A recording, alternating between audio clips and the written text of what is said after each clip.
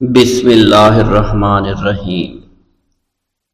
ناظرین گرامی، روایت میں آتا ہے کہ قطب الاقطاب حضرت شیخ عبد القادر جیلانی الحسنی والحسینی الجیلانی، حضرت غوث اعظم شیخ عبد القادر جیلانی رحمۃ اللہ علیہ جب نماز ادا کرتے تو بہت زار و قطار رویا کرتے، یعنی گریہ زاری کیا کرتے تھے۔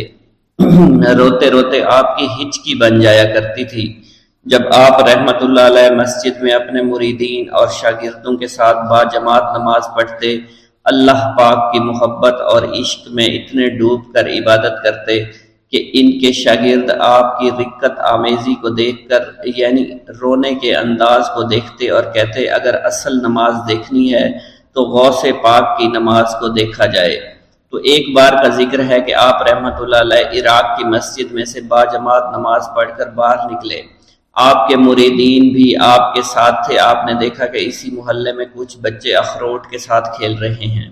آپ بچوں سے بہت پیار کیا کرتے تھے، گویا کہ خود بچپن میں کبھی بچوں کی طرح کھیل کود نہیں کر سکے، لیکن بچوں کو دیکھ کر آپ مسکراتے تھے۔ آپ آگے بڑھنے لگے اور مریدین کی بڑی جماعت بھی آپ کے ساتھ تھی۔ ابھی آپ زیادہ دور نہیں گئے تھے کہ ان بچوں نے ایک دوسرے کے کان میں کچھ بولنا شروع کر دیا اور اشارے میں باتیں کرنے لگے کہ کیا خیال ہے کہ جو بابا جی سب سے نمایاں ہیں، نورانی چمکتے ہوئے چہرے والے ہیں، سب سے آگے چل رہے ہیں، ان کو بولا جائے جو فرمائش ہمیں کرنی ہے ان سے کر دیں، کیا یہ ہمیں ڈانٹیں گے تو نہیں؟ تو کچھ سمجھدار بچے ہم زبان ہوئے اور کہا نہیں نہیں، یہ جو بابا ہے نا بہت اچھے ہیں، ان سے جو کچھ کہو گے انہوں نے وہ ہماری بات پوری کرنی ہے، ہم ان سے ایک میٹھی اور لذیذ چیز آج منگواتے ہیں۔ تو ان میں سے ایک بچہ جو سب سے بڑا تھا پاس آیا اور کہا بابا میری بات سنیں۔ آپ نے بہت پیار اور شفقت سے اس کے سر پر ہاتھ رکھا اور کہا بیٹا کہو۔ اس نے کہا کہ میرا دل کر رہا ہے کہ میں آپ سے کچھ مانگوں۔ آپ نے فرمایا کہ کہو بیٹا کیا چاہتے ہو؟ وہ کہنے لگا کہ مجھے آپ اس فلاں جلیبی والے سے جلیبی لا کر دے سکتے ہیں، میرا کھانے کا بہت دل کر رہا ہے۔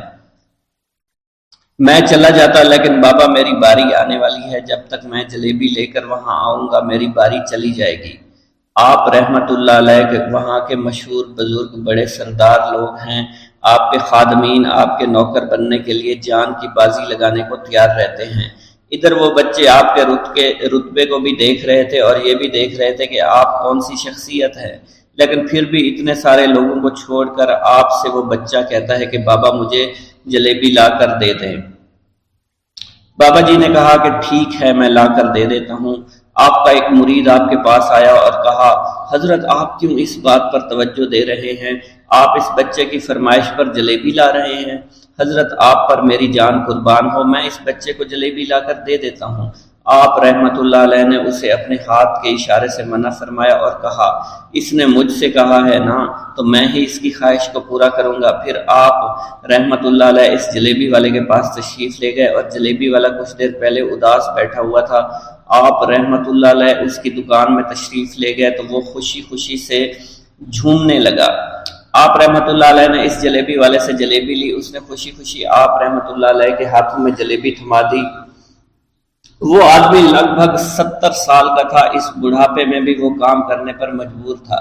اس کی آنکھوں میں آپ رحمت اللہ علیہ کو دیکھ کر آنکھوں سے آنسو آ گئے۔ اس نے روتے ہوئے کہا اللہ کا لاکھ لاکھ شکر ہے، اس نے میری دعا سن لی۔ آپ نے میری دکان میں قدم رکھے تو کئی دنوں سے آپ کے انتظار میں یہاں بیٹھا ہوا تھا۔ میں جانتا تھا کہ آپ ضرور میری دکان پر تشریف لائیں گے۔ آپ رحمت اللہ علیہ نے فرمایا تمہیں کیسے پتا تھا کہ میں تمہاری دکان پر آؤں گا؟ وہ کہنے لگا کہ حضرت عرصہ ہوا ہے، کئی مہینوں سے میرا کاروبار نہیں چل رہا تھا، میرا کاروبار دن بدن ٹھپ ہوتا جا رہا تھا، فاقوں تک کی نوبت آ گئی تھی۔ مجھے اپنی فکر نہیں تھی لیکن اپنے چھوٹے چھوٹے بچوں کی تھی۔ اس بڑھاپے میں اللہ تعالیٰ نے اولاد تو دی لیکن ان کو پالنے کا کوئی بندوبست نہیں ہو رہا تھا۔ میں نے اپنی اس پریشانی کا ذکر کسی سے کیا تو اس نے کہا کہ عراق کے ایک شہر میں چلے جاؤ، وہاں پر کوئی ایک فقیر ہے، اس سے دعا کراؤ، وہ جس کے لیے دعا کرتے ہیں اس کا کام بن جاتا ہے۔ میں اتنا پریشان تھا کہ اس آدمی کے کہنے پر اس فقیر سے ملنے چلا گیا۔ اس کی تلاش کر کے میں نے اس سے کہا تم میرے لیے دعا کرو تاکہ میرے کاروبار میں ترقی ہو جائے اور میرے رزق میں برکت ہو جائے۔ اور تنگ دستی دور ہو جائے تاکہ میں بیوی بچوں کا پیٹ پال سکوں۔ فقیر مجھے دیکھ کر کہنے لگا کہ تم پیران پیر غوث اعظم دستگیر رحمت اللہ علیہ کو نہیں جانتے؟ میں نے کہا میں نہیں جانتا۔ وہ کہنے لگا حیرت ہے کہ تمہیں یہ پتہ نہیں کہ تم ان کو جانتے ہی نہیں کہ ولیوں کے سردار ہیں۔ میں تو بہت چھوٹا سا فقیر ہوں، میری دعاؤں میں اتنا اثر نہیں کہ وہ غوث اعظم رحمت اللہ علیہ ہیں، جس کے لیے بھی دعا کریں اس کا بیڑا پار ہو جایا کرتا ہے، اور جب اس دور میں غوث پاک رحمت اللہ علیہ خود موجود ہے تو پھر ہمارا کیا مقام ہوگا ان کی دعا کے آگے؟ ہماری دعا کچھ بھی نہیں ہے۔ میں نے کہا اگر یہ بات ہے کہ آپ سے بڑا کوئی بزرگ ہے تو مجھے بتائیے کہ غوث پاک رحمت اللہ علیہ مجھے کہاں ملیں گے اور میں کہاں جاؤں ان سے ملنے کے لیے؟ وہ کہنے لگا کہ وہ جیلان میں ہیں، تم ادھر جاؤ، ہماری کیا جرت کہ آپ کے لیے دعا کریں۔ آپ رحمت اللہ علیہ جس کے لیے بھی دعا فرماتے ہیں اس کا بیڑا پار ہو جاتا ہے، اور اس کو کہیں بول جانے کی ضرورت نہیں ہوتی۔ حضور جب اس فقیر نے مجھے یہ بات کہی تو فوراً جیلان شریف میں آ گیا، اور یہاں پر میں نے آپ کی تلاش شروع کی۔ آج دیکھیے آپ خود بخود میری دکان پر تشریف لائے ہیں، اب دیکھیے کہ آپ کے آنے سے کیسا نور میری دکان میں آ گیا ہے۔ حضور میرے حق میں دعا فرما دیجئے، اللہ پاک میری زندگی کو آسانیاں عطا فرمائے، مجھے اپنی بیوی اور بچوں کی بہت فکر ہے۔ آپ رحمت اللہ علیہ نے فرمایا پریشان ہونے کی ضرورت نہیں، اللہ تعالیٰ سب معاملات ٹھیک فرما دے گا۔ یہ کہہ کر آپ تشریف لے گئے، اس بچے کے پاس آئے اور اس کے ہاتھ میں جلیبی تھما دی۔ ابھی وہاں سے جانے والے تھے، دوسرا بچہ آیا، اس نے کہا کہ بابا آپ نے اسے تو جلیبی لا کر دی ہے، مجھے بھی لا کر دیں۔ آپ نے اس سے بھی تسلی دی اور کہا میں تمہیں بھی جلیبی لا کر دے دیتا ہوں بیٹا۔ یہ دیکھ کر مریدین بہت غصہ ہونے لگے اور کہا کہ حضور ہم اس بچے کو جلیبی لا کر دے دیتے ہیں، آپ کیوں زحمت کرتے ہیں؟ لیکن آپ نے فرمایا نہیں، یہ بچے مجھ سے کہہ رہے ہیں نا، میں ان کا نہیں ٹال سکتا۔ حضور آپ بہت مصروف شخصیت ہے، کیوں ان چھوٹے بچوں کی باتیں سن رہے ہیں؟ آپ نے ہاتھ کے اشارے سے انہیں روکا اور فرمایا اللہ تعالیٰ نے ہمیں جس کام کے لیے چنا ہے بس وہ کام ہی ہم کر رہے ہیں، تم لوگ اللہ پاک کی حکمت کو نہیں سمجھ رہے۔ پھر آپ جتنی بار وہ بچے آپ کو بھیجتے رہے، آپ رحمت اللہ علیہ ان کے لیے جلیبیاں لاتے رہے، حتیٰ کہ آخری بچے کو بھی آپ نے جلیبی لا کر دے دی اور وہ مزے سے کھانے لگے۔ جلیبی کھانے کے بعد وہ آپ کو دعائیں کرنے لگے اور کہا آپ بہت اچھے انسان ہیں، جیسا کہ آپ کے بارے میں ہم نے سنا تھا آپ ویسے ہی ہیں، آپ اخلاق کے بہت عمدہ ہیں، آپ کی سخاوت کے بارے میں ہم نے جتنا سن رکھا تھا آپ اتنے ہی سخی ہیں، ہم آپ سے بہت خوش ہوئے۔ آپ رحمت اللہ علیہ مسکرائے، بچوں کی خوشی دیکھ کر آپ کو دلی اطمینان ملا۔ اب ایک اور نماز کا وقت ہو رہا تھا، آپ نے مریدین سے کہا کہ چلو نماز پڑھنے کے لیے مسجد میں چلتے ہیں۔ وہ سب مل کر مسجد میں چلے گئے اور اللہ کی عبادت میں مصروف ہو گئے۔ بسم اللہ الرحمن الرحیم۔ السلام علیکم۔ حضور سیدنا غوث اعظم فرماتے ہیں میں 10 برس کی عمر میں اپنے شہر کے مکتب میں حصول علم کے لیے جایا کرتا تھا۔ اس وقت میرے ساتھ ملائکہ بھی ہوتے تھے جو میرے آگے پیچھے میری حفاظت کی غرض سے چلتے تھے۔ جب میں مدرسہ پہنچتا تھا تو وہ بار بار منادی کرتے تھے اللہ کے ولی کے لیے جگہ خالی کر دو، چنانچہ وہ میرے لیے جگہ خالی کر دیتے تھے۔ ایک مرتبہ میں نے ایک ایسے شخص کو دیکھا جس نے فرشتوں کی آواز سن کر کہا کہ یہ نہایت معزز گھرانے کا فرد ہے اور عن قریب اس کو وہ عظمت اور بزرگی حاصل ہوگی جس میں کوئی مزاحمت نہ ہوگی، اس کو ایسا قرب نصیب ہوگا کہ اس کو کوئی فریب نہ دے سکے گا۔ پھر 40 برس بعد میں نے اس شخص کو پہچانا، وہ شخص ابدالوں میں سے تھا۔ حضرت شیخ ابو سعود احمد بن ابی بکر سے مروی ہے، حضور سیدنا غوث اعظم نے فرمایا میں 25 سال تک تنہا عراق کے بیابانوں میں پھرتا رہا۔ میں لوگوں کو نہ جانتا تھا، لوگ مجھے نہیں جانتے تھے۔ اسی دوران میرے پاس رجال الغیب اور جنات تشریف لائے جنہیں میں طریقت اور رسول اللہ کی تعلیم دیا کرتا تھا۔ ابتدا میں جب میں عراق میں داخل ہوا تو حضرت خضر میرے ہم سفر تھے اور میں انہیں اس وقت سے پہچانتا نہیں تھا۔ ان کے ساتھ میرا معاہدہ ہوا کہ میں ان کے کسی حکم کی خلاف ورزی نہیں کروں گا۔ ایک مرتبہ انہوں نے مجھے ایک جگہ بیٹھنے کا حکم دیا، میں اسی جگہ 3 سال بیٹھا رہا۔ سال میں ایک مرتبہ حضرت خضر میرے پاس تشریف لاتے اور فرماتے یہی تیرا مقام ہے جہاں تجھے پہنچایا گیا ہے۔ اس عرصہ کے دوران تمام نفسانی خواہشات مجھ پر انسانی شکل میں وارد ہوئیں، لیکن اللہ نے مجھے ہر موقع پر استقامت عطا فرمائی اور مجھے ان خرافات سے بچائے رکھا۔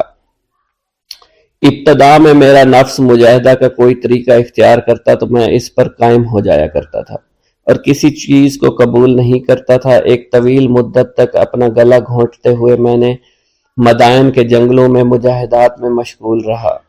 حضور سیدنا غوث اعظم فرماتے ہیں، میں نے اپنے نفس کو مختلف مجاہدوں اور ریاستوں اور مشقتوں میں ڈالے رکھا۔ 1 سال تک میں گری ہوئی چیزیں اٹھا کر کھاتا رہا، اسی دوسرے سال میں صرف پانی پر گزارا کرتا رہا، اور تیسرے سال میں نے کچھ نہ کھایا اور نہ پیا نہ ہی سویا۔ ایک مرتبہ شدید سردی کی وجہ سے میں ایوان کسریٰ کے کھنڈرات میں سویا تو رات بھر میں 40 مرتبہ احتلام ہوا۔ میں نے ہر مرتبہ دریائے دجلہ پر جا کر غسل فرمایا، پھر نیند کے خوف سے محل کے اوپر ایک ویران جگہ پر چڑھ گیا اور وہاں 2 سال تک قیام کیا، حتیٰ کہ سردی کے سوا کوئی شے کھانے کو میسر نہیں تھی۔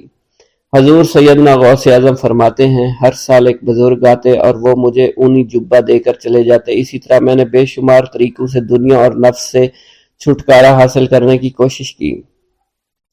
لوگ مجھے دیوانہ سمجھتے تھے، میں برہنہ جسم جنگلوں میں چلا جاتا، کانٹوں پر لوٹا شور مچایا کرتا، میرے تمام بدن سے خون جاری ہو جایا کرتا۔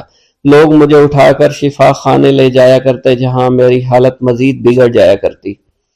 ایک وقت ایسا آیا جب مجھ میں اور مردہ میں کوئی فرق نہ تھا۔ لوگ کفن لے آئے اور غسال کو بلوایا کہ وہ مجھے غسل دے۔ ابھی انہوں نے مجھے غسل دینے کے لیے ایک تختہ پر لٹایا، میری حالت درست ہو گئی، میں اٹھ کھڑا ہوا۔ طریقت کی ان پرخطر راہوں میں نہ تو میں کبھی خوف زدہ ہوا، نہ کبھی میرا نفس مجھ پر غالب پا سکا، اور نہ ہی دنیا کی آسائش مجھے حیران کر سکی۔ حضور سید غوث اعظم فرماتے ہیں، شیطان نے میرے گرد بے شمار جال بچھائے۔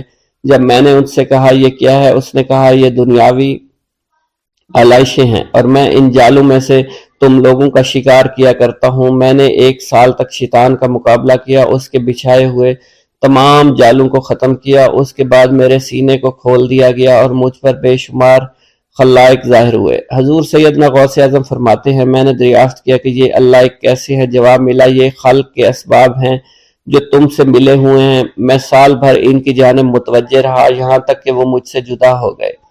جب مجھ پر باطن ظاہر ہوا تو میں اپنے قلب کو بہت سے علائق سے ملوث پایا۔ میں نے دریافت کیا یہ علائق کیا ہیں؟ جواب ملا، یہ تمہارے ارادے، تمہارے اختیارات ہیں۔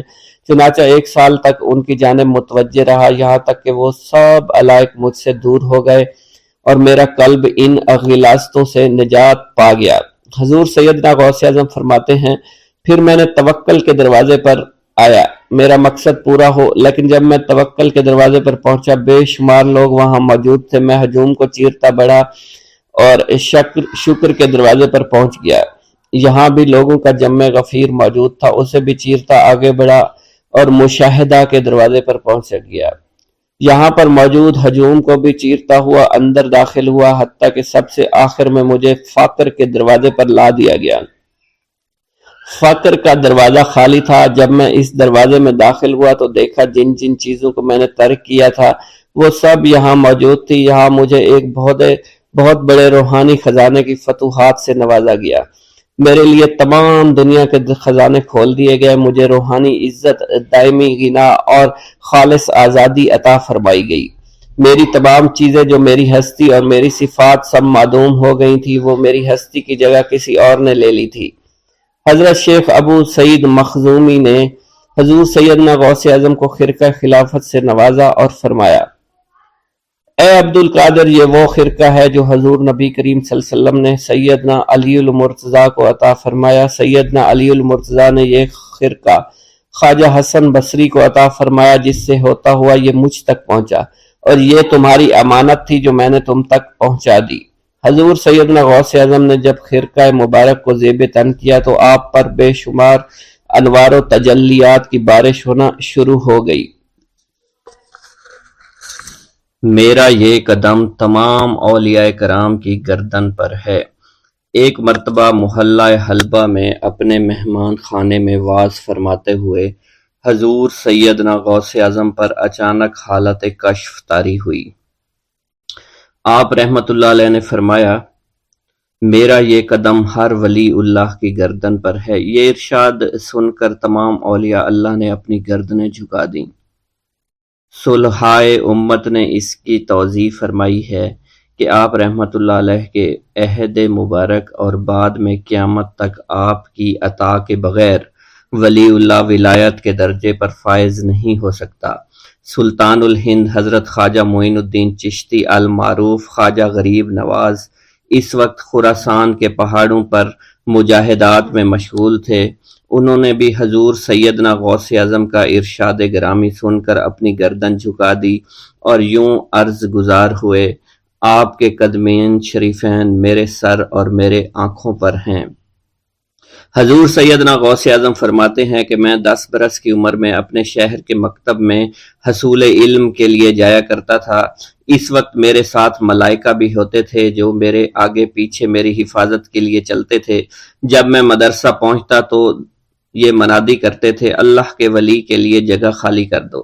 چنانچہ وہ میرے لیے جگہ خالی کر دیتے تھے۔ ایک مرتبہ میں نے ایک ایسے شخص کو دیکھا جس نے فرشتوں کی آواز سن کر کہا، جس میں کوئی مزاحمت نہ ہوگی، کہ یہ ایک نہایت معزز گھرانے کا فرد ہے اور عن قریب اس کو وہ عظمت حاصل ہوگی جس میں کوئی مزاحمت نہ ہوگی، اور اس کو ایسا قرب نصیب ہوگا کہ اس کو کوئی فریب نہ دے سکے گا۔ پھر 40 برس بعد میں نے اس شخص کو پہچانا، وہ شخص ابدالوں میں سے تھا۔ حضرت شیخ ابو سعود احمد بن بکر حریمی سے مروی ہے کہ حضور سیدنا غوث اعظم نے فرمایا کہ میں 55 سال تک تنہا عراق کے بیابانوں میں پھرتا رہا۔ میں لوگوں کو نہ جانتا، لوگ مجھے نہ جانتے۔ اسی دوران میرے پاس رجال الغیب اور جنات تشریف لاتے جنہیں میں طریقت اور اصول کی تعلیم دیتا تھا۔ ابتدا میں جب میں عراق میں داخل ہوا تو حضرت خضر میرے ہم سفر بنے اور بعد میں اس وقت ان کو پہچانتا نہ تھا، اور اس کے ساتھ میرا معاہدہ ہوا کہ میں ان کے کسی حکم کی خلاف ورزی نہیں کروں گا۔ ایک مرتبہ انہوں نے مجھے ایک جگہ بیٹھنے کا حکم دیا اور میں اس جگہ 3 سال تک بیٹھا رہا۔ سال میں ایک مرتبہ حضرت خضر میرے پاس تشریف لاتے، فرماتے کہ یہی تیرا مقام ہے جہاں تجھے پہنچایا گیا ہے۔ اس عرصہ کے دوران تمام نفسانی خواہشات مجھ پر انسانی شکل میں وارد ہوئیں، لیکن اللہ عز و جل نے مجھے ہر موقع پر استقامت عطا فرمائی اور مجھے ان خرافات سے بچائے رکھا۔ ابتدا میں میرا نفس مجاہدہ کا کوئی طریقہ اختیار کرتا تو میں اس پر قائم ہو جاتا اور کسی چیز کو قبول نہ کرتا تھا۔ ایک طویل مدت تک اپنا گلا گھونٹتے ہوئے میں مدائن کے جنگلوں میں مجاہدات میں مشغول رہا۔ حضور سیدنا غوث اعظم فرماتے ہیں کہ میں نے اپنے نفس کو مختلف مجاہدوں، مختلف ریاضتوں اور مختلف مشقتوں میں ڈالے رکھا۔ 1 سال تک میں گری ہوئی چیزیں اٹھا کر کھاتا رہا، دوسرے سال پانی پر گزارا کیا، اور تیسرے سال نہ میں نے کچھ کھایا، نہ پیا اور نہ ہی سویا۔ ایک مرتبہ شدید سردی کی وجہ سے میں ایوان کسریٰ کے کھنڈرات میں سویا تو رات بھر میں 40 مرتبہ طبیعت خراب ہوئی۔ حضور سیدنا غوث اعظم فرماتے ہیں ہر سال ایک بزرگ آتے اور وہ مجھے جبہ دے کر چلے جاتے۔ اسی طرح میں نے بے شمار طریقوں سے دنیا اور نفس سے چھٹکارا پانے کی کوشش کی۔ لوگ مجھے دیوانہ سمجھتے تھے۔ میں برہنہ جسم جنگلوں میں چلا جاتا اور کانٹوں پر لوٹتا شور مچاتا تھا۔ میرا تمام بدن سے خون جاری ہو جایا کرتا تھا اور لوگ مجھے اٹھا کر شفا خانے لے جایا کرتے، جہاں میری حالت مزید بگڑ جاتی۔ ایک وقت ایسا بھی آیا جب مجھ میں اور مردہ میں کوئی فرق نہ تھا۔ لوگ کفن لے کر آئے، غسال کو بلوایا کہ وہ مجھے غسل دے دیں۔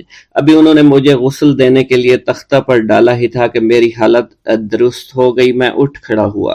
طریقت کی ان پرخطر راہوں میں نہ تو میں کبھی خوف زدہ ہوا اور نہ کبھی میرا نفس مجھ پر غلبہ پا سکا، اور نہ ہی دنیا کی آرائش مجھے حیران کر سکی۔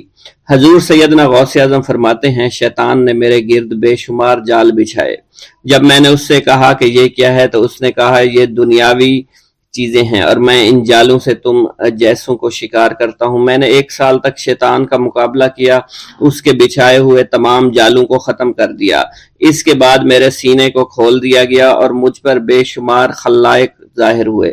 حضور سیدنا غوث اعظم فرماتے ہیں میں نے دریافت کیا کہ یہ علائق کیسے ہیں؟ جواب ملا کہ یہ خلق کے اسباب ہیں جو تم سے ملے ہوئے ہیں۔ میں سال بھر ان کی جانب متوجہ رہا، یہاں تک کہ وہ مجھ سے جدا ہو گئے۔ جب مجھ پر میرا باطن ظاہر کیا گیا تو میں نے اپنے قلب کو بہت سے حقائق سے ملوث پایا۔ میں نے دریافت کیا کہ یہ حقائق کیا ہیں؟ جواب ملا، یہ تمہارے ارادے، تمہارے اختیارات ہیں۔ چنانچہ 1 سال تک ان کی جانب متوجہ رہا کہ وہ مجھ سے دور ہو گئے۔ میرا قلب ان تمام غلاظتوں سے نجات پا گیا۔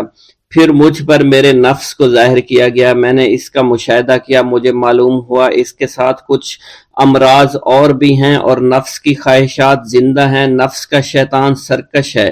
چنانچہ میں نے سال بھر پھر توجہ دلائی اور میرے نفس کے تمام امراض سرے سے ہی ختم ہو گئے اور اس کے شیطان نے کلمہ پڑھ لیا اور پھر میرے تمام امور اللہ کے لیے ہو گئے اور میں اپنی ہستی سے باہر نکل آیا۔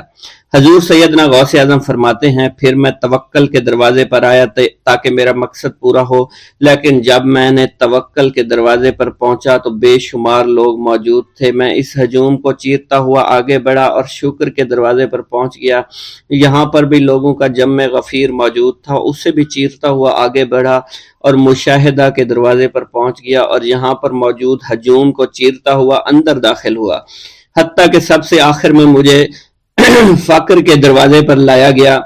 فقر کا دروازہ خالی تھا۔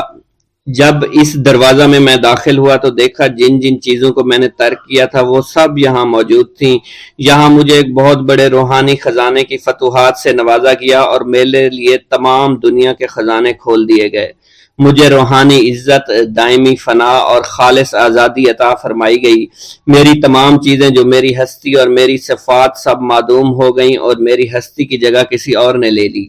حضرت شیخ ابو سعید مخزومی نے حضور سیدنا غوث اعظم کو خرقہ خلافت سے نوازا اور فرمایا، اے عبد القادر، یہ وہ خرقہ ہے جو حضور نبی کریم صلی اللہ علیہ وسلم نے حضرت سیدنا علی المرتضیٰ کو عطا فرمایا، اور حضرت سیدنا علی المرتضیٰ نے یہ خرقہ حضرت خواجہ حسن بصری کو عطا فرمایا تھا، جس سے ہوتا ہوا یہ خرقہ مجھ تک پہنچا، اور یہ تمہاری امانت تھی جو میں نے تم تک آج پہنچا دی ہے۔ حضور سیدنا غوث اعظم نے جب خرقہ مبارک کو زیب تن کیا تو آپ پر بے شمار انوار و تجلیات کی بارش ہونا شروع ہو گئی۔ حضور سیدنا غوث اعظم نے حضرت شیخ ابو سعید مخزومی کے مدرسہ میں تدریسی فرائض سر انجام دینا شروع کر دیے۔ آپ کے لیے فی الحال تدریسی مصروفیات کے علاوہ کوئی کام نہ تھا۔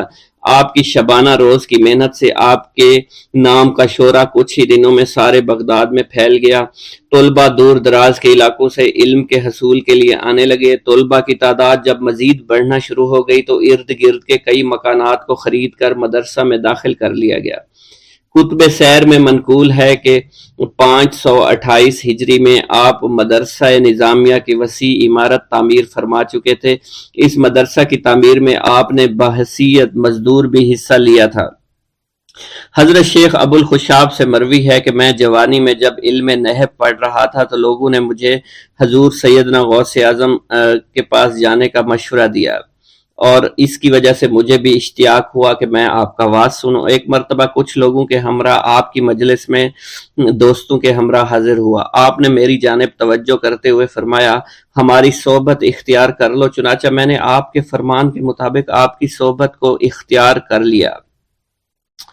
آپ نے مجھے علم نحو کے علاوہ علوم عقلیہ اور تقلد حاصل کیے جس سے مجھے کوئی واقفیت پہلے نہیں تھی۔ 1 سال کے عرصہ میں آپ کی نظر کرم سے میں نے وہ علوم حاصل کر لیے جو گزشتہ اتنی عمر گزارنے کے باوجود بھی مجھے حاصل نہیں ہوئے تھے۔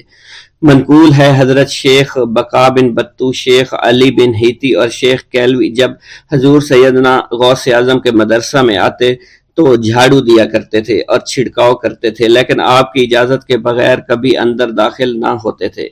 اجازت ملنے کے بعد آپ حضرات اندر داخل ہوتے اور اجازت ملنے پر ہی بیٹھتے تھے۔ آپ سے امان طلب کرتے اور امان مل جانے کے بعد مؤدب ہو کر بیٹھ جاتے۔ جس وقت آپ کہیں جانے کا ارادہ کرتے تو یہ حضرات سواری کے ہمراہ چلتے۔ آپ انہیں اس فعل سے منع فرمایا کرتے تھے اور کہتے تھے کہ ہمیں آپ کے ذریعے قرب الہی حاصل ہوا ہے۔ حضرت شیخ محمد قائل الادنیٰ سے مروی ہے کہ ایک مرتبہ حضور سیدنا غوث اعظم سے دریافت کیا گیا کہ آپ کی بزرگی اور عظمت کا راز کیا ہے۔ آپ نے فرمایا کہ میں کبھی جھوٹ نہیں بولتا اور کبھی کسی سے کذب بیانی نہیں کرتا۔ حضور سیدنا غوث اعظم کے صاحبزادے حضرت شیخ سید عبد الرحمن فرماتے ہیں کہ والد بزرگوار اپنے وعظ کے دوران الحمدللہ رب العالمین کہہ کر خاموش ہو جاتے اور دوبارہ کہہ کر سکوت فرماتے تھے اور تیسری مرتبہ کہنے کے بعد کچھ دیر توقف فرماتے اور آپ کی محفل میں تمام اولیاء حاضر و ناظر اور خاموش ہو جایا کرتے تھے۔ پھر آپ کی محفل میں اولیاء ملائکہ ایک کثیر تعداد میں آ جاتے جو محفل کے بعد نظر نہیں آیا کرتے تھے۔ آپ اپنے خطاب کو یوں شروع فرماتے: تمام تعریفیں اللہ کے لیے ہیں، اس کی مخلوق کی تعداد اس کے عرش کے وزن کے مطابق اور بے حد تعریفیں جس سے اس کی ذات راضی ہو جائے، اس کے کلمات کی روشنی کے مطابق، اس کے علم کے مطابق، اس کی مرضی اور منشا کے مطابق اور اس کی مخلوق کے مطابق جسے اس نے پیدا کیا وہی عالم الغیب ہے، رحمان و رحیم ہے۔ میں گواہی دیتا ہوں اس کے سوا کوئی عبادت کے لائق ہی نہیں ہے، اور تمام کائنات اس کی تخلیق ہیں، تمام تعریفیں اسی کے لیے ہیں۔ وہ زندہ ہے، ہمیشہ زندہ رہے گا، اسے موت نہیں آتی بلکہ وہ مارتا ہے۔ تمام بھلائیاں اسی کے لیے ہیں اور واحد ہے، یکتا ہے، کوئی شریک نہیں ہے، کوئی وزیر نہیں ہے۔ اس نے نہ کسی کو جنا ہے اور نہ ہی اسے کسی نے جنا ہے، وہ بلند و بالا ہے، اس جیسا کوئی نہیں۔ میں اس کی گواہی دیتا ہوں حضور نبی کریم صلی اللہ علیہ وآلہ وسلم اللہ کے رسول، اللہ کے پیغمبر ہیں، وہ تمام مخلوقات سے افضل ہیں۔ اللہ عز و جل نے ان کی ہدایت دے کر ان کو بھیجا تاکہ وہ دین اسلام کو تمام ادیان پر بلند کریں، خواہ مشرکین اس کو برا سمجھیں۔ اللہ راضی ہو خلیفہ اول حضرت سیدنا ابو بکر صدیق سے، جن کی تائید حق کے ساتھ تھی، جن کو حضور نبی کریم نے عقیق کا لقب دیا، جو پاک تھے، پاکیزہ نسل سے تعلق رکھتے تھے، جنہوں نے ہر موقع پر حضور نبی کریم صلی اللہ علیہ وسلم کی حمایت کی اور ان کی تصدیق فرمائی، اور اب بھی نبی کریم کے ہمراہ ابدی آرام فرما رہے ہیں۔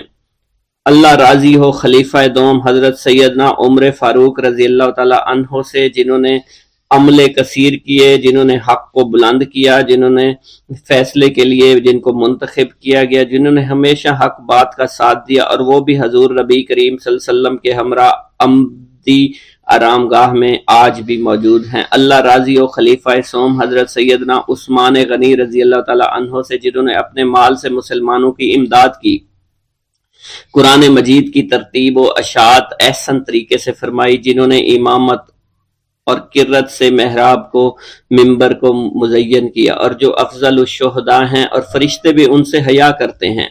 اللہ راضی ہو خلیفہ چہارم حضرت سیدنا علی المرتضیٰ سے، جو شجاعت و جواں مردی میں بے مثل ہیں، حضور نبی کریم صلی اللہ علیہ وسلم کے چچا زاد بھائی اور داماد ہیں۔ آپ دین اسلام کے امام و عالم ہیں، اور جن کے لیے حضور نبی کریم صلی اللہ علیہ وسلم نے فرمایا کہ میں تم پر فدا ہو جاؤں۔ اللہ راضی ہو حسنین کریمین حضرت سیدنا امام حسن امام حسین سے، جن کی نیکیاں تا حشر قائم رہنے والی ہیں اور جن کے مراتب بے مثل ہیں۔ اللہ نے ان کے قلوب کو نیکیوں کی جانب مائل کیا۔ اے اللہ تو ہمارے رازوں اور دلی کیفیات سے واقف ہے، ہمیں ہر عمل کرنے اور برائی سے بچنے کی توفیق عطا فرما، اور ہمیں گناہوں کی لذت سے بچا، ہمیں اپنے ما سوا سے محفوظ رکھ اور اپنی مشغولیت عطا فرما۔ بے شک اللہ کے سوا کوئی عبادت کے لائق نہیں، جو چاہتا ہے وہی ہوتا ہے، اور وہی قوی اور وہی عظیم ہے۔ اے اللہ ہمیں غفلت سے بچا اور ہمارے اوپر وہ بوجھ نہ ڈال جو تو نے پہلی امتوں پر ڈالا۔ اے ہمارے رب العالمین ہمیں معاف فرما اور ہماری مغفرت عطا فرما، کیونکہ تو ہی ہمارا رب ہے، تو ہی ہمارا مولا ہے، آمین۔ حضرت شیخ عبداللہ جبائی کا قول ہے کہ حضور سیدنا غوث اعظم رحمت اللہ علیہ نے مجھ سے ارشاد فرمایا کہ میرے نزدیک کھانا کھلانا اور حسن اخلاق افضل اور اعلیٰ ہیں۔ آپ کے پاس کبھی پیسہ نہیں ٹھہرا کرتا تھا، اگر صبح کے وقت آپ کے پاس 1000 دینار آ جاتے تو شام تک وہ غریبوں اور محتاجوں میں تقسیم ہو جایا کرتے تھے۔ حضور سیدنا غوث اعظم کی پرورش نہایت ہی بابرکت ماحول میں ہوئی۔ آپ نے ابتدا میں گوشہ نشینی اختیار کی اور خود کو دنیاوی غلاظتوں سے پاک رکھا۔ آپ نے 51 برس کی عمر میں شادی کی۔ جب آپ سے اس بارے میں دریافت کیا گیا تو آپ نے فرمایا، جب مجھے حضور نبی کریم صلی اللہ علیہ وسلم نے نکاح کی اجازت دی تو میں نے نکاح کر لیا۔ حضور سیدنا غوث اعظم نے اپنی ذات کو اللہ عز و جل کی خوشنودی کے لیے وقف کر رکھا تھا۔ آپ کی راتیں جاگ کر گزرا کرتی تھی اور ساری رات آپ مراقبہ اور مشاہدہ میں گم ہوا کرتے تھے۔ آپ کی عادت مبارکہ تھی کہ آپ سجدہ کو دراز کیا کرتے تھے اور بیٹھ کر مراقبہ فرمایا کرتے تھے۔ اسی دوران آپ کا جسم مبارک نورانی شعاؤں کے زیر اثر ہوتا اور کئی مرتبہ آپ نورانی شعاؤں میں غائب ہو جایا کرتے تھے۔ حضرت شیخ ابو عبداللہ بن حسنین بن ابی الفضل فرماتے ہیں کہ حضور سیدنا غوث اعظم کے بعض دہقانی مریدین ہر سال آپ کے لیے گیہوں بوتے تھے اور جائز طریقہ سے اسے پالتے تھے۔ پھر آپ کے بعض مریدین اسے پیستے اور آپ کے لیے ہر روز 4-5 روٹیاں پکاتے اور شام کو آپ کے پاس روٹیاں لے کر آیا کرتے تھے۔ آپ حاضرین میں ایک ایک ٹکڑا تقسیم کر دیتے اور جو بچ جاتا وہ اپنے لیے رکھ لیا کرتے تھے۔ حضرت شیخ خضر حسنی سے منقول ہے، حضور سیدنا غوث اعظم ایک شکستہ دل فقیر کو دیکھا، آپ نے اس سے اس کی کیفیت کے متعلق دریافت کیا تو اس نے کہا کہ میں آج دریا کے کنارے گیا اور ملاح سے کہا مجھے دریا کے پار لے جائے۔ اس نے انکار کر دیا، میں اپنے اس افلاس کے سبب پریشان اور شکستہ دل ہوں۔ ابھی اس فقیر کا کلام جاری تھا کہ ایک شخص آپ کی خدمت میں حاضر ہوا اور 30 دینار آپ کی خدمت میں پیش کیے۔ آپ نے وہ دینار اس فقیر کو دے دیے اور فرمایا کہ اس ملاح سے کہنا کہ کسی فقیر کا سوال رد نہ کیا کرے۔ حضرت شیخ معمر ابو المظفر فرماتے ہیں میں نے حضور سیدنا غوث اعظم سے زیادہ کسی کو درگزر فرمانے والا آج تک نہیں دیکھا۔ آپ کی عطا کا یہ علم تھا، ایک محفل میں 400 لوگوں کو ولایت کے مقام اعلیٰ تک پہنچا دیا کرتے تھے، بھوکوں کو کھانا کھلانا، بیواؤں کی حاجت روائی کرنا۔ آپ کا معمول تھا جب کسی بیمار کے متعلق سنتے تو فوراً اس کی عیادت کے لیے تشریف لے جایا کرتے تھے۔ فقراء کو آپ رحمت اللہ علیہ کے در سے بغیر سوال کیے عطا ہو جایا کرتا تھا۔ حضور سیدنا غوث اعظم نے فرمایا کہ مخلوق سے کنارہ کشی سے پہلے علم حاصل کرو، کیونکہ جو شخص علم کے بغیر عبادت کرتا ہے وہ اصلاح سے زیادہ فساد میں مبتلا ہو جاتا ہے۔ تمہیں چاہیے کہ شمع شریعت اپنے ہمراہ لے کر علم کی روشنی میں علم عمل کرو، پھر اللہ تعالیٰ تمہیں علم لدنی کا وارث بنا دے گا جس سے تم ناواقف ہو۔ تمہیں چاہیے کہ تمام اسباب و ذرائع سے تعلق منقطع کر کے رشتہ داروں اور احباب سے جدائی اختیار کرو تاکہ تم اپنے زہد کی وجہ سے اپنی قوت باطنی اور اپنے حسن ادب کا مشاہدہ کر سکو۔ خدا کے علاوہ تمام عالم و اسباب سے اس خوف سے منقطع ہو جاؤ تاکہ تمہاری شمع معرفت نہ بجھ جائے، اور جب تم 40 دن اپنے رب کے لیے مخصوص کر دو گے تو تمہارے قلب سے حکمت کے چشمے جاری ہو جائیں گے اور تم معرفت الہی کی تپش کا مشاہدہ کرنے لگے گے جس کو حضرت موسیٰ علیہ السلام نے اپنے شجر قلب پر محسوس کیا تھا۔ اس کیفیت کے بعد تم اپنے نفس و خواہش، اپنے شیطان سے، اپنی طبیعت اور اپنے وجود سے کہو گے کہ ٹھہر جا، میں نے اس آگ کا مشاہدہ کر لیا ہے جو قلب موسیٰ علیہ السلام پر روشن ہوئی تھی۔ اس کے بعد تمہارے قلب میں باطن سے یہ آواز آنے لگے گی کہ میں ہی تمہارا رب ہوں، میری ہی عبادت کرو، میرے غیر کی اطاعت سے گریزاں ہو جاؤ، میرے سوا کسی سے تعلق مت رکھو، میری معرفت حاصل کر کے میرے غیر کو فراموش کرو، غیر سے اعراض کر کے میرے علم، میرے قرب، میرے ملک اور میری سلطنت کی جانب متوجہ رہو۔ جب تمہیں بقا الہی حاصل ہو جائے تو تمہاری زبان پر اندہ جاری ہو جائے گا اور تمام حجابات رفع ہو کر قلب سے کدورت زائل ہو جائے گی اور نفس کو مکمل سکون حاصل ہو جائے گا۔ پھر جب اس کے الطاف غالب ہو جائیں گے تو تمہیں خطاب کیا جائے گا، اے قلب، فرعون نفس کی طرف توجہ کر اور اس کو راہ ہدایت پر چلاتا ہوا میری جانب آ لے اور اس سے کہہ دے کہ میرا ہی اتباع کریں، پھر انہیں رشد کے راستے پر ہدایت کر کے اس سے تعلق قائم کر اور اس کے بعد پھر قطع تعلق کر کے دوبارہ استوار کر لے اور اسی طرح سے کرتا رہے۔ حضرت شیخ معمر سے منقول ہے، فرماتے ہیں ایک مرتبہ میں حضور سیدنا غوث اعظم شیخ عبد القادر جیلانی رحمت اللہ علیہ کی خدمت میں حاضر تھا۔ آپ بیٹھے کچھ لکھ رہے تھے، اسی دوران چھت سے 3 مرتبہ مٹی گری، چوتھی مرتبہ ایسا ہوا آپ نے جلال میں آ کر اس جگہ دیکھا جہاں سے مٹی گر رہی تھی۔ اسی دوران ایک چوہا اس جگہ سے نیچے گرا اور مر گیا۔ یہ چوہا ہی وہاں سے مٹی کھود رہا تھا۔ حضرت شیخ عمر بن مسعود بزاز فرماتے ہیں حضور سیدنا غوث اعظم وضو فرما رہے تھے، اسی دوران ایک چڑیا نے آپ کی قمیض پر بیٹ کر دی۔ آپ نے جلالی نظروں سے چڑیا کو دیکھا، وہ چڑیا اسی وقت نیچے گری مر گئی۔ آپ نے وضو سے فارغ ہونے کے بعد قمیض کے اس حصے کو دھویا اور پھر اپنی قمیض مبارک اتار کر مجھے دی اور فرمایا اس کو فروخت کر کے اس کی رقم کو خیرات کر دو، یہ اس کا بدلہ ہے۔ حضور سیدنا غوث اعظم کے زمانہ میں بہت ہی گناہگار شخص تھا، اس کے دل میں آپ سے بے پناہ محبت تھی۔ جب اس کے مرنے کے بعد دفن کیا گیا تو قبر میں منکر نکیر نے سوالات کیے تو اس نے سوال کے جواب میں عبد القادر جواب دیا۔ منکر نکیر نے اللہ کی بارگاہ میں اس کے جواب کو پیش کیا۔ حکم ہوا اگرچہ یہ بندہ فاسقوں میں سے ہے لیکن یہ میرے محبوب سید عبد القادر جو کہ صادقین میں سے ہیں ان سے محبت رکھتا ہے۔ بغداد کے محلہ باب العز کے قبرستان میں سے ایک قبر سے مردہ کے چیخنے کی آواز آنے لگی۔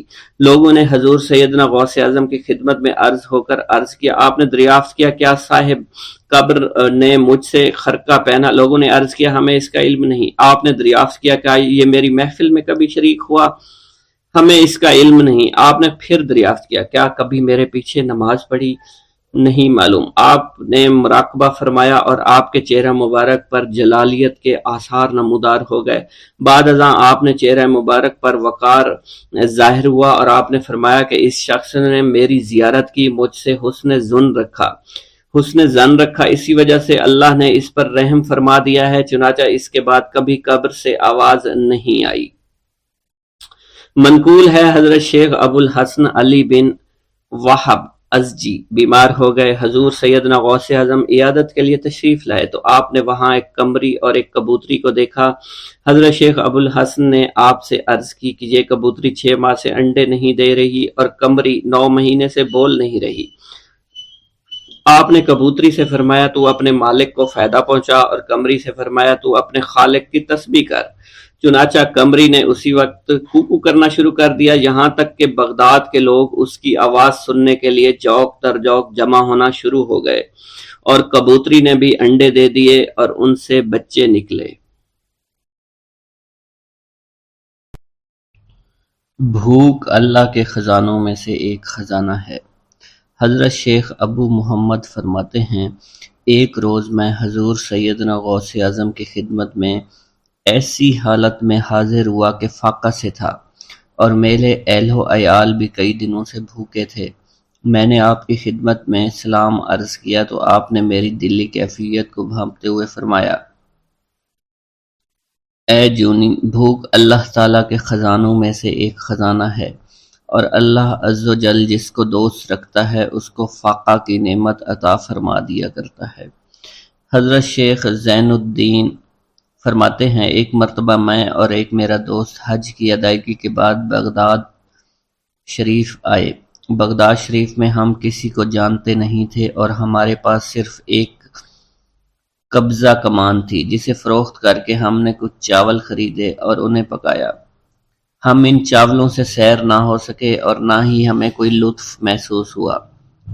بعد ازاں ہم حضور سیدنا غوث اعظم کی محفل میں حاضر ہوئے تو آپ کچھ کلام فرما رہے تھے۔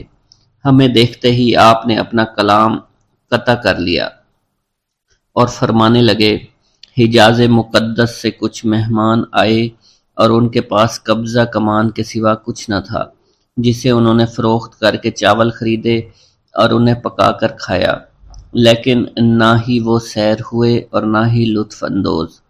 حضرت شیخ زین الدین ابو الحسن علی بن ابو طاہر ابراہیم انصاری فرماتے ہیں ہم نے جب حضور سیدنا غوث اعظم کا یہ کلام سنا تو ہم نہایت حیران ہوئے۔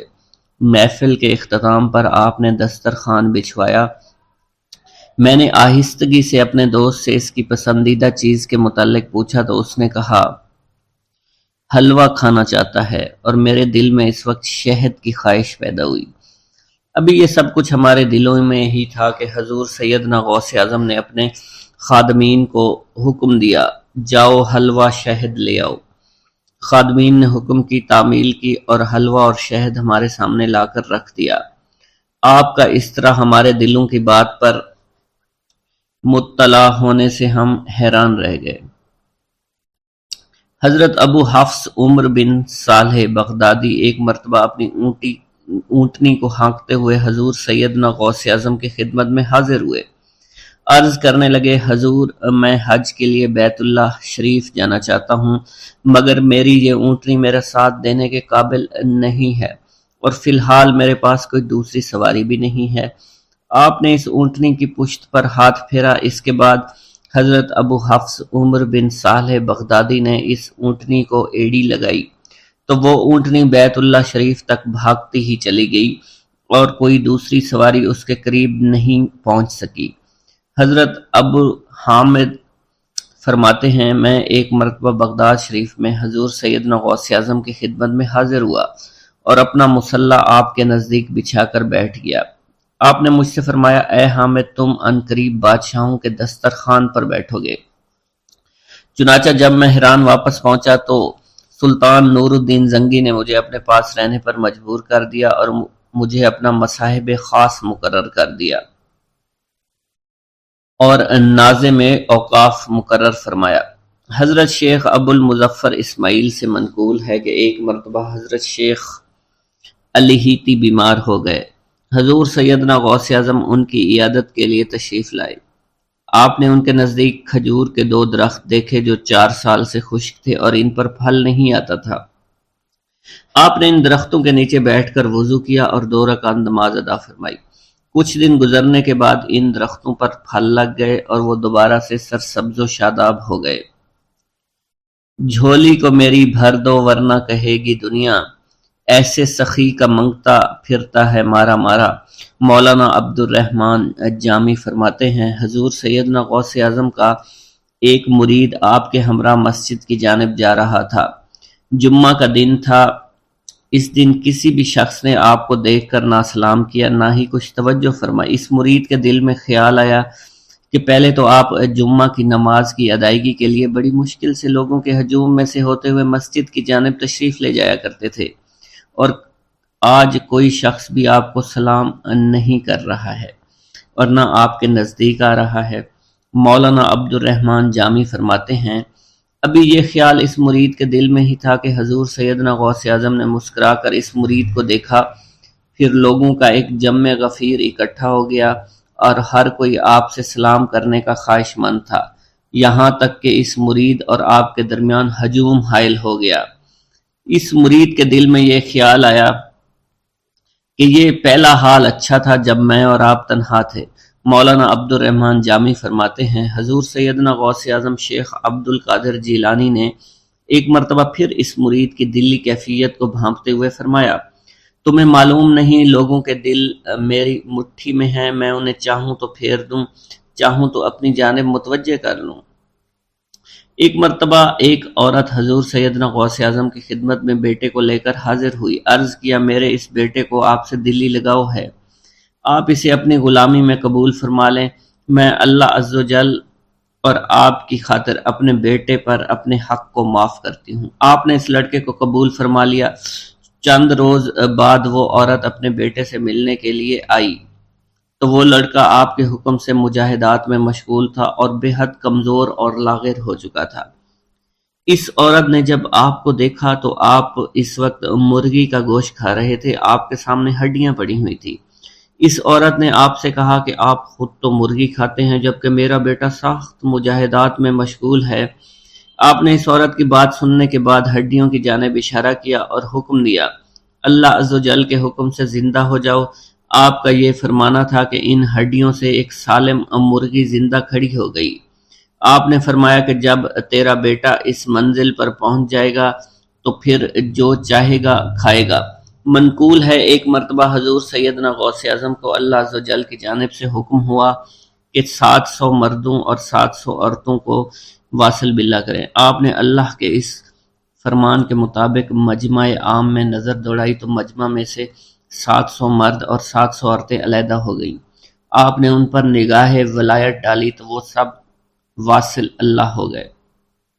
حضور سیدنا غوث اعظم مدینہ منورہ میں حضور نبی کریم کے روضہ مبارک پر حاضری دینے کے بعد باپیادہ بغداد شریف واپس تشریف لا رہے تھے۔ راستے میں ایک چور جو کہ ناکہ لگا کر کسی مسافر کا انتظار کر رہا تھا، اس نے آپ کو قریب آنے پر روک لیا۔ آپ نے اس چور سے دریافت کیا تم کون ہو؟ اس نے کہا دیہاتی ہوں۔ آپ کو بذریعہ کشف اس کی بدنیتی کی خبر ہو چکی تھی۔ اسی دوران اس چور کے دل میں خیال پیدا ہوا کہ یہ غوث اعظم ہوں گے۔ آپ نے اس کے دل کی بات کو بھانپتے ہوئے فرمایا کہ میں عبد القادر ہوں۔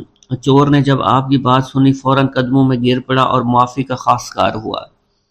آپ کو اس کی حالت پر ترس آ گیا۔ آپ نے اللہ عز و جل کے حضور اس کے لیے دعا فرمائی تو ندائے غیبی سنائی دی، اے غوث اس چور کو سیدھے راستہ دکھاتے ہوئے قطب بنا دو۔ آپ نے اس چور کی جانب نگاہ دوڑائی تو آپ کے فیض روحانی سے قطب کے درجے پر وہ فائز ہو گیا۔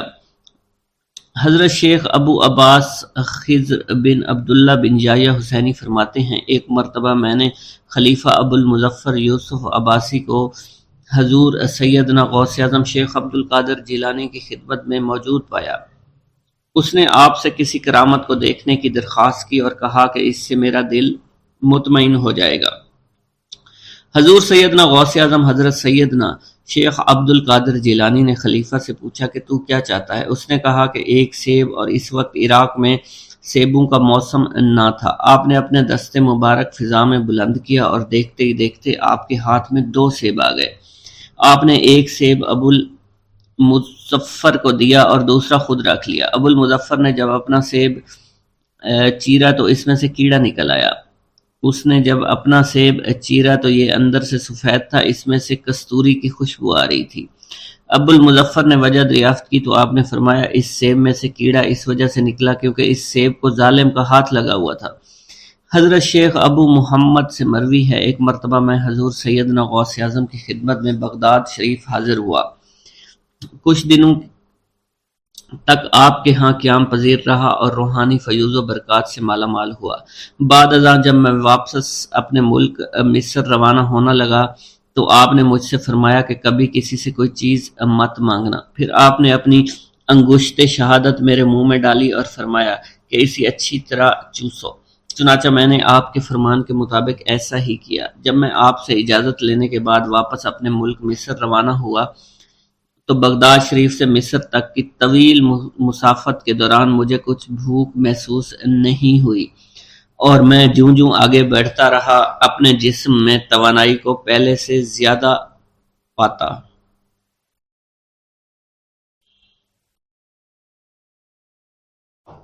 بسم اللہ الرحمن الرحیم۔ حضور سیدنا غوث اعظم کی پرورش نہایت ہی بابرکت ماحول میں ہوئی۔ آپ نے ابتدا میں گوشہ نشینی اختیار کی اور خود کو دنیاوی غلاظتوں سے پاک رکھا۔ آپ نے 51 برس کی عمر میں شادی کی۔ جب آپ سے اس کے بارے میں دریافت کیا گیا تو آپ نے فرمایا جب مجھے حضور نبی کریم صلی اللہ علیہ وسلم نے نکاح کی اجازت دی تو میں نے نکاح کر لیا۔ حضور سیدنا غوث اعظم رحمۃ اللہ علیہ نے اپنی ذات کو اللہ عز و جل کی خوشنودی کے لیے وقف کر رکھا تھا۔ آپ کی راتیں جاگ کر گزرتی تھی اور ساری رات آپ مراقبہ اور مشاہدہ میں گم رہتے تھے۔ آپ کی عادت مبارکہ تھی کہ آپ سجدہ کو دراز کرتے تھے اور بیٹھ کر مراقبہ فرماتے تھے۔ اسی دوران آپ کا جسم مبارک نورانی شعاؤں کے زیر اثر ہوتا تھا اور کئی مرتبہ آپ ان نورانی شعاؤں میں غائب ہو جایا کرتے تھے۔ حضور شیخ ابو عبداللہ بن حسنین بن ابی فضل فرماتے ہیں کہ سیدنا غوث اعظم کے بعض دہقانی مریدین ہر سال آپ کے لیے گیہوں بوتے تھے اور جائز طریقہ سے اسے پالتے تھے۔ پھر آپ کے بعض مریدین اسے پیستے آپ کے لیے ہر روز 4 یا 5 روٹیاں پکاتے اور شام کو آپ کے پاس روٹیاں لے کر آتے تھے۔ آپ حاضرین میں ایک ایک ٹکڑا تقسیم کر دیتے اور جو بچ جاتا وہ اپنے لیے رکھ لیتے تھے۔ حضرت شیخ خضر حسینی سے منقول ہے کہ حضور سیدنا غوث اعظم نے ایک شکستہ دل فقیر کو دیکھا۔ آپ نے اس سے اس کی کیفیت کے متعلق دریافت کیا تو اس نے کہا کہ میں آج دریا کے کنارے گیا اور ملاح سے کہا کہ وہ مجھے دریا کے پار لے جائے۔ اس نے انکار کر دیا۔ میں اپنے اس افلاس کے سبب پریشان اور شکستہ دل ہوں۔ ابھی اس فقیر کا کلام جاری تھا کہ ایک شخص آپ کی خدمت میں حاضر ہوا اور 30 دینار آپ کی خدمت میں پیش کر دیے۔ آپ نے وہ دینار اس فقیر کو دے دیے اور فرمایا کہ اس ملاح سے کہنا کہ کسی فقیر کا سوال رد مت کیا کرے۔ حضرت شیخ معمر کا بیان ہے کہ میں نے حضور سیدنا غوث اعظم سے زیادہ کسی کو درگزر فرمانے والا نہیں دیکھا۔ آپ کی عطا کا یہ عالم تھا کہ ایک محفل میں 400 لوگوں کو ولایت کے مقام اعلیٰ تک پہنچا دیا کرتے تھے۔ بھوکوں کو کھانا کھلانا اور بیواؤں کی حاجت روائی کرنا آپ کا معمول تھا۔ جب کسی بیمار کے متعلق سنتے فوراً اس کی عیادت کے لیے تشریف لے جایا کرتے۔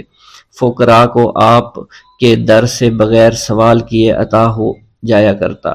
حضور سیدنا غوث اعظم نے فرمایا کہ مخلوق سے کنارہ کشی سے قبل علم حاصل کرو، کیونکہ جو شخص علم کے بغیر عبادت کرتا ہے وہ اصلاح سے زیادہ فساد میں مبتلا ہو جاتا ہے۔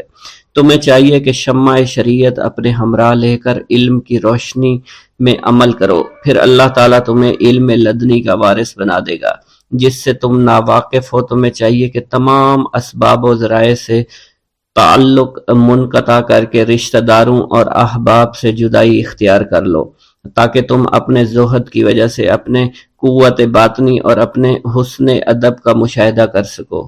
خدا کے علاوہ تمام عالم اسباب سے اس خوف سے منقطع ہو جاؤ تاکہ تمہاری شمع معرفت نہ بجھ جائے، اور جب تم 40 دن ایک چلہ اپنے رب کے لیے مخصوص کر دو گے تو تمہارے قلب سے حکمت کے چشمے جاری ہو جایا کریں گے اور تم معرفت الہی کی تپش کا مشاہدہ کرنے لگو گے، جس کو حضرت موسیٰ علیہ السلام نے اپنے شجر قلب پر محسوس کیا تھا۔ اس کیفیت کے بعد تم اپنے نفس و خواہش، اپنے شیطان، اپنی طبیعت اور اپنے وجود سے کہو گے کہ ٹھہر جا، میں نے اس آگ کا مشاہدہ کر لیا ہے جو قلب موسیٰ علیہ السلام سے روشن ہوئی تھی۔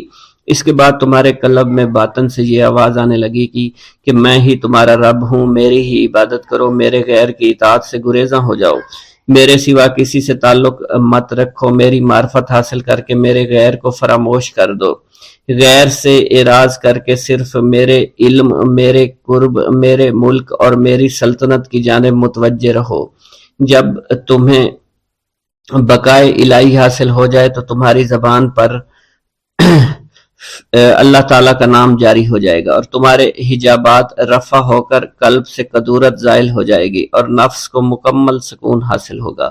پھر جب اس کے الطاف غالب آ جائیں تو تمہیں خطاب کیا جائے گا، اے قلب فرعون، نفس کی طرف توجہ کر اور ان کو راہ ہدایت پر چلا، میری جانب آ جا اور ان سے کہہ دے کہ میرا ہی اتباع کریں، پھر انہیں رشد کے راستے پر ہدایت کر کے ان سے تعلق قائم کر، اس کے بعد پھر قطع تعلق کر کے دوبارہ استوار ہو کر آ جا اور اسی طرف استوار ہو کر دیکھتا رہے۔ حضرت شیخ معمر سے منقول ہے، فرماتے ہیں ایک مرتبہ میں حضور سیدنا غوث اعظم کی خدمت میں حاضر تھا۔ آپ بیٹھے کچھ لکھ رہے تھے، اسی دوران چھت سے 3 مرتبہ مٹی گری۔ چوتھی مرتبہ ایسا ہوا تو آپ نے جلال میں آ کر اس جگہ دیکھا جہاں سے مٹی گر رہی تھی۔ اسی دوران ایک چوہا اس جگہ سے نیچے گرا اور مر گیا اور یہ چوہا ہی وہاں سے مٹی کو کھود رہا تھا۔ حضرت شیخ عمر بن مسعود فرماتے ہیں حضور سیدنا غوث اعظم فرما رہے تھے، اسی دوران ایک چڑیا نے آپ کی قمیص پر بیٹ کر دی۔ آپ نے جلالی نظروں سے چڑیا کو دیکھا، چڑیا اسی وقت نیچے گری مر گئی۔ آپ نے وضو سے فارغ ہونے کے بعد قمیص کے اس حصے کو دھویا، پھر اپنی قمیص مبارک اتار کر مجھے دی اور فرمایا اس کو فروخت کر کے اس کی رقم کو خیرات کر دو، یہ اسی کا بدلہ ہے۔ منقول ہے حضور سیدنا غوث اعظم کے زمانہ میں ایک بہت ہی گناہ گار شخص تھا، لیکن اس کے دل میں آپ سے بے پناہ محبت تھی۔ جب اس کے مرنے کے بعد اس کو دفن کیا گیا تو قبر میں منکر نکیر نے سوالات کیے، تو اس نے ہر سوال کے جواب میں شیخ عبد القادر کہا۔ منکر نکیر نے اللہ کی بارگاہ میں اس کے جواب کو پیش کیا تو حکم ہوا، اگرچہ یہ بندہ فاسقوں میں سے ہے لیکن یہ میرے محبوب جو کہ صادقین میں سے ہیں ان سے محبت رکھتا ہے۔ پیر دستگیر حضور غوث اعظم شیخ عبد القادر جیلانی رحمۃ اللہ علیہ نے اپنی زندگی کا ایک لمبا عرصہ مجاہدات میں گزارا۔ جب آپ بغداد شریف میں علم دین پڑھتے تھے، آپ کا معمول تھا کہ مدرسے کے اسباب پڑھ کر جنگل کی طرف نکل جایا کرتے تھے اور وہیں اپنے سبق یاد کرتے تھے، عبادت میں مصروف اور مشغول رہا کرتے تھے۔ اسی زمانے کی بات ہے کہ ایک روز حضور غوث اعظم شیخ عبد القادر جیلانی رحمۃ اللہ علیہ نے کسی غار کے قریب ایک پتھر کو دیکھا۔ اس پر ایک درود پاک لکھا ہوا تھا اور ساتھ ہی یہ بھی لکھا تھا کہ یہ درود جو پتھر پر لکھا ہے اسے ایک مرتبہ پڑھنے سے 50,000 درود شریف پڑھنے کا ثواب ملتا ہے۔ حضور غوث اعظم رحمۃ اللہ علیہ نے وہ درود شریف لکھ لیا اور اسے پڑھنے لگے۔ بعد میں ایک روز آپ کو خواب میں پیارے آقا مکی مدنی محمد مصطفیٰ صلی اللہ علیہ وآلہ وسلم کی زیارت ہوئی۔ آپ نے آخری نبی رسول ہاشمی صلی اللہ علیہ وسلم سے اس درود شریف کے متعلق پوچھا کہ کیا یہ وہی درود شریف ہے جس کے پڑھنے سے 50,000 درود شریف پڑھنے کا ثواب ملتا ہے؟ سرکار عالی وقار مکی مدنی تاجدار مدینہ صلی اللہ علیہ وآلہ وسلم نے فرمایا، اس درود شریف کے پڑھنے سے 50,000 کا نہیں بلکہ 70,000 درود شریف کا ثواب ملتا ہے۔ سبحان اللہ۔ اللہ پاک کے اپنے محبوب کی امت پر کرم نوازیاں دیکھی کہ جو بندہ ایک بار درود شریف پڑھے، روایت کے مطابق اسے 10 نیکیاں ملتی ہیں، 10 گناہ معاف ہوتے ہیں اور 10 درجات ہی بلند کیے جاتے ہیں۔ یہی کرم نوازی کتنی عظیم ہے کہ ایک مرتبہ درود شریف پڑھنے سے اتنا ثواب ملے۔ اس پر مزید کرم بالائے کرم کہ ایسے درود شریف بھی ہیں جنہیں صرف ایک مرتبہ پڑھنے سے صرف ایک درود شریف کا ثواب نہیں بلکہ کئی ہزار درود شریف کا ثواب ملتا ہے۔ حضور غوث پاک شیخ عبد القادر جیلانی نے پتھر پر لکھا ہوا جو درود شریف آپ پیارے آقا مکی مدنی محمد صلی اللہ علیہ وسلم نے خواب میں تشریف لا کر بتایا کہ اسے ایک مرتبہ پڑھنے کے 70,000 درود شریف کا ثواب ملتا ہے۔ سبحان اللہ، کاش ہم ان کرم نوازیوں کی قدر کو جان پائیں۔ ہمارے پیر غوث پاک رحمت اللہ علیہ فرماتے ہیں، اے محمد، اللہ پاک کا شکر ادا کیا کرو، پہلی امتیں جتنا عمل کرتی تھی اللہ پاک ان کی نسبت تم سے تھوڑے عمل پر ہی راضی ہو جاتا ہے۔ مزید فرماتے ہیں کہ مسجد کو لازمی پکڑو اور نبی رحمت صلی اللہ علیہ وآلہ وسلم پر کثرت سے درود شریف پڑھا کرو۔ اللہ پاک ہمیں کثرت سے درود شریف پڑھنے کی توفیق عطا فرمائے۔ یہ درود شریف قادری حضرات اپنے مریدوں کو روزانہ 511 مرتبہ یا 111 مرتبہ پڑھنے کی تلقین کیا کرتے ہیں۔ یہ درود شریف رحمت خداوندی کا خزانہ ہے، لہٰذا جو شخص اس درود شریف کو روزانہ 111 مرتبہ تاحیات پڑھتا رہے گا وہ رحمت خداوندی سے مالا مال ہو جائے گا، اور جو شخص روزانہ اس درود پاک کو کم از کم ایک بار ضرور پڑھیں اس سے ہزاروں نعمتیں حاصل ہوں گی۔ نمبر 1، رزق میں برکت ہوگی، تمام کام آسمان سے ہو جائیں گے، رضا کے وقت کلمہ نصیب ہوگا، موت کے وقت جان کنی کی سختی سے محفوظ رہے گا، قبر میں وسعت ہوگی، کسی کی محتاجی نہیں رہے گی، مخلوق خدا اس سے محبت کریں گے۔ ناظرین کرام، اس سے معلوم ہوا کہ اس درود پاک اور اس سے برکت حاصل کرنے کے لیے اسے روزانہ ہمیں پڑھنا چاہیے۔ اس کے علاوہ رسول اکرم صلی اللہ علیہ وسلم کے قرب اور اس کی زیارت کے لیے بھی یہ درود شریف بہت مؤثر ہے۔ مگر آپ اگر رزق کی کمی کا شکار ہیں، پریشانی اور مشکلات میں گھرے ہوئے ہیں تو اس درود کو اپنا معمول بنا لیجئے۔ تمام بھائی جو حضور غوث پاک سے عشق و محبت کرتے ہیں